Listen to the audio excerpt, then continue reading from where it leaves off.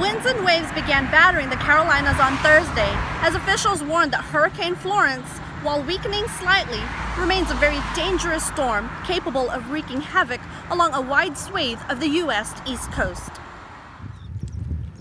Brock Long, administrator of the Federal Emergency Management Agency, or FEMA, warned, just because the wind speed came down, the intensity of the storm came down to a Cat 2. Please do not let your guard down.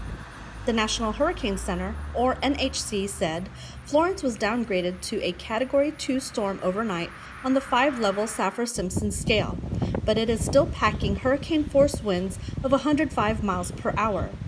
Winds were already picking up along the coastline on Thursday morning, and Myrtle Beach was virtually deserted with empty streets, boarded-up storefronts, and very little traffic.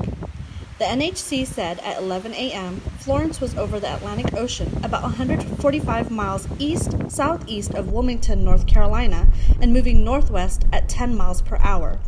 Steve Goldstein with the National Oceanic and Atmospheric Administration said Florence's forward motion had slowed overnight, and it was not expected to make landfall in the Carolinas for another 36 hours. Goldstein said, sometime Friday afternoon, Friday evening, or Saturday morning. He said hurricane-force winds extend outward 80 miles from the center of the storm, and tropical storm-force winds extend nearly 200 miles out. A storm surge of 9 to 12 feet was expected along the North Carolina coast, Goldstein said, and some areas could receive as much as 40 inches of rain. A tornado watch was also in effect for parts of North Carolina.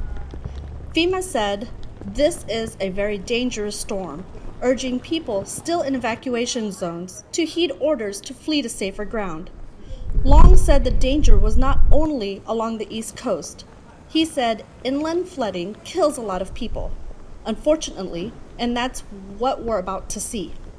About 1.7 million people live here in North Carolina, and those in South Carolina and Virginia are under voluntary or mandatory evacuation orders, and millions of others live in areas likely to be affected by what has been described as the most severe storm to hit the region in decades.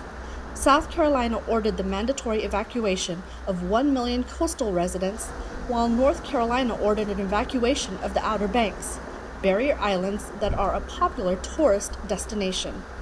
In Virginia, 245,000 coastal residents were ordered to evacuate.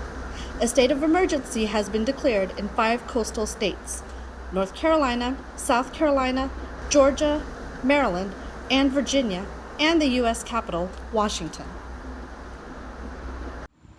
Duke Energy, a power company in the Carolinas, estimated that 1 million to 3 million customers could lose electricity because of the storm, and that could take weeks to restore. North Carolina Governor Roy Cooper warned residents not to underestimate the storm. Meanwhile, some organizations are already preparing outreach efforts to help those who will be affected by Florence.